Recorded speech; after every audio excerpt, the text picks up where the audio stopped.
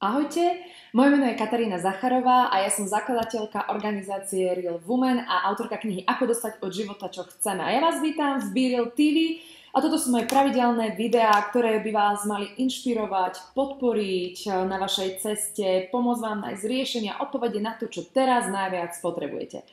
A dnešná téma je: neviem, v čom som dobrá alebo dobrý, ako môžem nájsť a objaviť svoje talenty. Toto je veľmi častá otázka, ktorú dostávam hlavne od mnohých dám, s ktorými ja pracujem, a to neviem, v čom som dobrá, pýtajú sa. Ako mám začať, kde mám začať, ako môžem objaviť svoje talenty. Ja sa pokúsim v tomto videu vám dať niekoľko rád alebo tipov, ako začať. Úplne prvú vec, ktorú by som chcela povedať, je to, že každý z nás má v sebe niečo výnimočné. Jednoducho každý z nás prišiel a narodil sa s nejakým darom, pretože inak by sme tu neboli. Niečomu máme prispieť, niečo vieme robiť dobre, niečo vieme robiť horšie, jednoducho, ale je tam niečo v nás, čo je niečo špeciálne, čo tento svet potrebuje. Alebo to potrebujú ľudia okolo vás, alebo vaša komunita, alebo nejaká firma. Jednoducho, najdôležitejšie je si uvedomiť, že to niečo je vo vás. A ja viem, že mnohé z nás, mnohé ženy, a možno aj muži to tak majú, že jednoducho veľakrát vieme, že je v nás niečo výnimočné. Ale ako keby nevieme sa k tomu dostať, ako keby to bolo za nejakým sklom a my sa tam nevieme dostať, nevieme otvoriť tie dvere, ale vieme, že v nás niečo bdie, niečo čaká na ten správny moment, kedy to z nás vyjde na povrch a začneme to používať. Takže dôverujte si. Je niečo vo vás výnimočné, čo vaše okolie, nejaká firma, spoločnosť, tento svet potrebuje. Len sa treba začať na to zameriavať a veriť si, že je to tam. To je úplne prvá vec. Druhá vec je, ako zistiť, v čom ste dobré. To znamená, ako nájsť a objaviť tie svoje talenty. Ešte si povedzme na začiatok, čo je v podstate talent. Talent je podľa mňa nejaký dar, ktorý máte. Niečo, v čom ste jedineční, niečo, čo vám ide veľmi ľahko od ruky. Viete, dary a tieto talenty, ktoré v sebe máme, sú... Väčšinou my si ich nevšimneme, pretože pre nás sú veľmi prirodzené a robíme to prirodzene, ide nám to ľahko od ruky a preto si ich neuvedomíme, že ich máme. Takže talent je dar, je niečo, čím ste výnimoční a čo vám ide ľahko od ruky.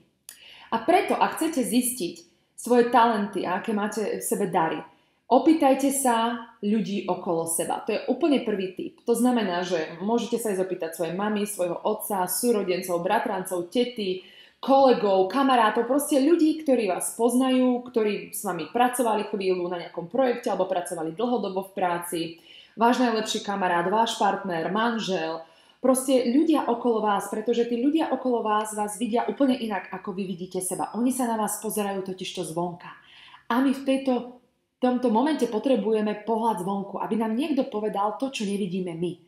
A treba sa ich spýtať veľmi priamu otázku, a to: v čom som podľa teba dobrý alebo dobrá? Kde sú podľa teba moje talenty? Čo podľa teba mi ide ľahko od ruky a vidíš, že sa teším z toho, keď to robím?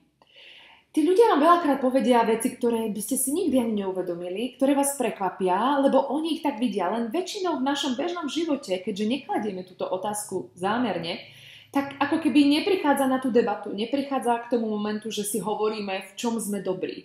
Takže treba nájsť na to priestor a treba sa to opýtať. A naozaj najlepším zdrojom sú ľudia okolo nás, ktorí nás poznajú, ktorí s nami pracovali. Nehovorím teraz iba o ľuďoch, s ktorými ste dlhodobo pracovali, ja neviem, roky, alebo vás roky poznajú. To môžu byť ľudia, ktorí vás poznajú pol roka, alebo s vami pracovali na nejakom projekte, alebo ste sa teraz nedávno spriatelili.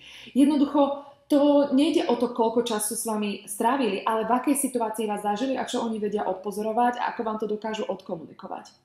A ja si osobne myslím, že netreba sa toho báť, pretože ľudia vám väčšinou veľmi radi odpovedia na tieto otázky a veľmi radi vám pomôžu a ľudia vždy veľmi radi, keď sa ich niečo opýtame a žiadame ich o nejakú radu alebo ich názor, veľmi radi ho ponúknú. Takže odvážte sa a napíšte takýto e-mail alebo zavolajte týmto ľuďom, ale lepšie je poslať správu, aby mali čas, priestor nad tým porozmýšľať a jednoducho vám to napísať. A vy si to potom viete zhrnúť a strebať a prijať túto informáciu.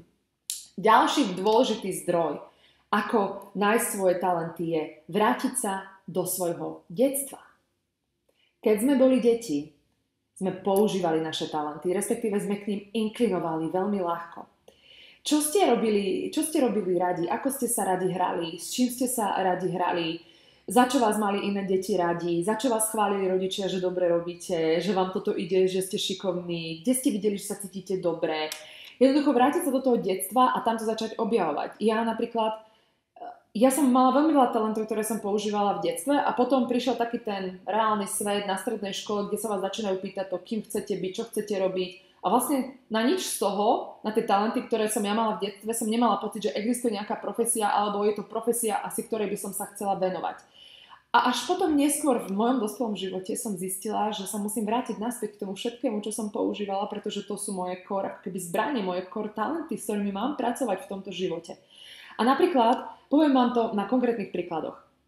Ja som sa vždy veľmi rada rozprávala s ľuďmi, keď som bola malá. Už keď som bola na základnej škole, na prvom stupni, tak decka za mnou chodili, keď mali nejakú závažnú otázku. Alebo keď chceli poradiť. A ja som bola vždy veľmi šťastná, keď som im mohla ukázať viacero možností. Že niekedy mali pocit, že sú takej ako keby slepej uličke a potom prišli a ja som im zrazu ukázala, že tu je 5 možností, ako sa na to môžeme pozrieť. Veľakrát som bola človek, ktorý ako keby vedel ukočírovať diskusiu, že decka sa začali hádať o politike alebo čo doma rozprávajú rodičia a ja som sa snažila nachádzať harmóniu a rovnováhu v konverzáciách a medzi ľuďmi. To bol môj talent. Ale naozaj som nevedela v 16-17 na strednej škole, že čo s týmto budem robiť. Viete, nás neučia analyzovať a respektíve pýtať sa, ako vieme použiť tieto veci v živote, ale ako keby musíme sami seba posadiť do nejakej pozície, do nejakej role a profesie a ja som napríklad urobila vtedy to, že nevidela som na to priestor, nevedela som, ako to mám používať, tak som to tak trošku zatvorila a dala bokom. A to sa deje každému z nás. Až potom v neskoršom živote, keď som začala robiť to, čo mi dáva zmysel, začalo sa to počas môjho pobytu v Malajzii, počas toho, ako som začala robiť Real Woman a začala som písať knihu a napísala som knihu. Ja som zistila aj po tej práci so ženami a s ľuďmi, že vlastne toto je môj talent a ja dokážem hovoriť s ľuďmi, preto ich dokážem koučovať, preto dokážem pomenovať veci, ktoré ich blokujú, dokážem im pomôcť a dokážem vytvoriť harmóniu. To je napríklad jedna vec. Ďalšia vec je, že milovala som hrať sa s Legom a milovala som priestor. Ja som stále skladala domy, ja viem, to som bola dieťa, zoberte si, milovala som Lego, bolo to kreatívne. A ja som sa zbožňovala hrať s Legom a zistila som, že prečo sa hrám s Legom, pretože je to tvorivé, lebo môžem niečo budovať a na druhej strane, keď to vybudujem, tak si premietam v hlave príbeh. Pretože a ja vždy vo svojom živote chcem niečo tvoriť. A veľmi ma inak zaujíma aj interiér, priestory, farby, to sú všetko veci, ktorým som inklinovala, keď som bola malá. A ako to môžem používať? Začínam sa venovať Feng Shui. To sú veci, ktoré s tým úplne súvisia a jednoducho viem to zapojiť do toho, čo robím, pretože viem, že prostredie má vplyv na náš život. Ďalej napríklad hlas. Ja keď som bola malá, som spievala. Milovala som spievanie, milovala som, keď som nemusela v škôlke spať, zobudili ma a išla som na súťaže. Ale samozrejme, keď som sa mala pozrieť na to, čo budem robiť v živote, no budem speváčka, to mi prišlo také, to ti každý hovorí, z toho si nezarobíš, to musíš byť veľmi dobrá speváčka, poznáte tie veci. Nevravím, že ja som chcela byť niekedy speváčka. O to tu vôbec nešlo. Išlo o to, že s tým hlasom a s tým talentom treba pracovať. To neznamená, že ja mám byť speváčka. Ja si nemyslím, že mám byť speváčka, ale mám pracovať s hlasom. A zistila som to až teraz, nedávno, rok, 2 dozadu, keď som začala nahrávať meditácie, keď som začala hovoriť viac pred ľuďmi a som rečníčka, prednášam. Tá práca s hlasom ma neskutočne veľa naučila. Začala som zapájať vďaka tomu hudbu do našich podujatí. Toto všetko sa vytvorilo z toho, že som sa znovu vrátila k svojmu talentu, ktorý som používala, keď som bola malá. Nikdy nevieme, kam nás to zavedie, aké je prepojenie. Nie je to vždy také prvoplánové, že ideš spievať, máš byť speváčka. Hlas má viacero rozmerov. Tieto príklady sú iba preto, aby vám pomohli nejako možno si zreflektovať svoje talenty, ktoré ste niekde zatvorili, keď ste boli malí, pretože niekomu inému okolo vás nedávali zmysel, pretože by ste si z nich dostatočne nezarobili a jednoducho sa zdalo, že no čo s tým budem robiť, keď nechcem byť, ja neviem, spevák alebo a iné povolania. Ešte bola jedna dôležitá vec, ktorú som odjakživa v sebe mala a prečo to hovorím je preto, aby ste aj vy sa vrátili do toho detstva a naozaj sa zamysleli nad tým, čo bolo prirodzené. Pre mňa bolo prirodzené byť pred ľuďmi, ísť chodiť na vystúpenia. Proste ja som vždy mala rada, keď prišla návšteva, pretože som mohla ísť zatancovať alebo ich nejako pobaviť. Ja som si vlastne uvedomila, že keď som bola malá, ja som chcela šíriť radosť. A chcela som ľudí, aby boli šťastní. A v podstate nejakým spôsobom to robím dnes. A A čím viac sebe prebudíte tých talentov a tých darov a to, čo vám bolo prirodzené, keď ste boli mali a pochopíte to a príjmete to, tým lepšie budete s tým vedieť pracovať teraz a budete vedieť v tomto živote, tu, v tejto situácii, v súčasnosti vytvoriť niečo s tým a zavedie vás to na správnu cestu. Takže to k tomu. Choďte do detstva, vráťte sa do detstva a jednoducho začnite vnímať, v čom ste boli dobrí, čo vás bavilo a nejako to prepájať na súčasnosť. Veľmi vám to môže pomôcť inak aj cvičenie z mojej knihy. V mojej knihe Ako dostať od života, čo chceme, som tento proces tak trošku popísala a je tam na to konkrétne cvičenie, ktoré mne osobne dosť pomohlo. Takže to k tomu. No a ešte vám položím otázočku, ktorá vám tiež môže pomôcť sa dostať ešte bližšie k tým talentom a niekde začať. A to je otázka. Ak dostanete nejakú úlohu v práci, alebo ja neviem, doma, alebo jednoducho na projekte, ktorá je taká, že nechce sa vám veľmi do nej ísť, nesedí vám, nevonia vám to, ale viete, že je to potrebné urobiť, čo idete robiť iné, aby ste sa tejto úlohe vyhli? K čomu unikáte automaticky? Kde chcete na chvíľku stratiť a až potom prejde k tej úlohe, ktorá je taká, že dobre, musím ju urobiť? Čo je tá aktivita, ku ktorej unikáte, ktorou sa chcete vyhnúť niečomu, čo vás nebaví? Toto si zodpovedajte. Ďalšia otázka môže byť ešte dobrá, je tá, že predstavte si, že máte voľný čas a jednoducho máte niekoľko hodín iba pre seba. Nič nemusíte, nič vás netlačí, o deti je postarané, o rodinu je postarané. Všetko je a vy len teraz tak chvíľu ste a môžete si vybrať, že môžete robiť niečo iba pre seba, čo vás neskutočne baví. Akú aktivitu by ste si vybrali? Porozmýšľajte. Pretože keď si toto všetko dáte dokopy, o čom som tu hovorila, spíšete si to, naozaj si na to dáte čas, posadíte sa, tak niečo z toho vzíde, čo bude dávať zmysel a kde sa to bude prepájať. A tieto prepojenia, tie dominantné veci, ktoré tam vyskočia, skúste nejako vniesť do tejto súčasnosti a pozrieť sa na to, kde môžete začať. A teraz, ako začať? Talent, ktorý spí, pretože ak ste ten alebo tá, ktorá naozaj nevie o svojich talentoch a snaží sa ich nájsť, tak ten talent teraz čo robí? Je v takom spiacom móde, to znamená oddychuje. Ten talent treba prebudiť.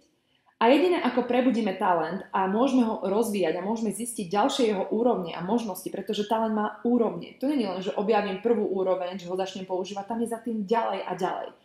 Jediné, ako to môžete robiť, je začať ho používať. Tým, že sa na ňo budem pozerať, tým, že budem o ňom rozprávať, o ňom rozmýšľať, nikam sa s tým nedostanem. Musím ho začať používať aspoň v malom množstve, ako máte kapacitu časovú, aké máte možnosti, ale používajte ho čo najpravidelnejšie, ako viete. Nemusí to byť na zárobkovú činnosť, nemusí to byť mať nejaký veľký cieľ, jednoducho to robte preto, lebo vám to robí radosť. A tu je ten kľúč. Veľakrát sa k svojim talentom dostaneme tak, že konečne začneme robiť niečo, čo je pre nás čistá radosť. Nerobíme to bez nejakého cieľa, robíme to bez toho, aby sme museli niekomu niečo dokázať, nejde tam o nič. Není to niečo, čo je nám dané, že to musíš spraviť, toto je niečo, čo si ty vyberieš, lebo to chceš robiť, lebo ti to dáva radosť a vyhradíš si na to čas. To môže byť po práci, podľa toho, aká je tvoja kapacita, aké sú tvoje možnosti, len to začni robiť, aj keď v malom, začni to robiť, začni praktizovať a pravidelne. A neočakávaj nič. Iba sa teš z každého momentu, ktorý na tom stráviš. A život a táto energia, ktorú začneš točiť, ako začneš prebudzať ten talent, ti ukáže, čo s ním ďalej a povedie ťa. Toľko na dnes k talentom.